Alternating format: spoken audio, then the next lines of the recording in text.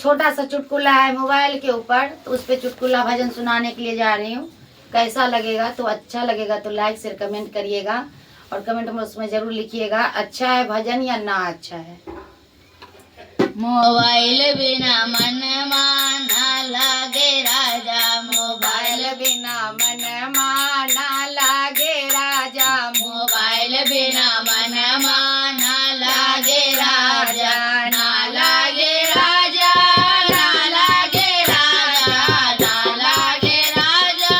ना लागे राजा, मोबाइल बिना मन माना लागे राजा, मोबाइल बिना मन माना लागे राजा, सास बिना लागे ससुर बिना लागे, सास बिना लागे ससुर बिना लागे, देवर बिना मन माना लागे राजा, देवर बिना मन माना लागे राजा, मोबाइल बिना मन माना लागे राजा, मोबाइल बिना मन माना लागे राजा, जेठ बिना लागे जेठानी बिना लागे, जेठ बिना लागे जेठानी बिना लागे, साजन बिना मन माना लागे राजा, साजन बिना मन माना लागे राजा, मोबाइल बिना मन माना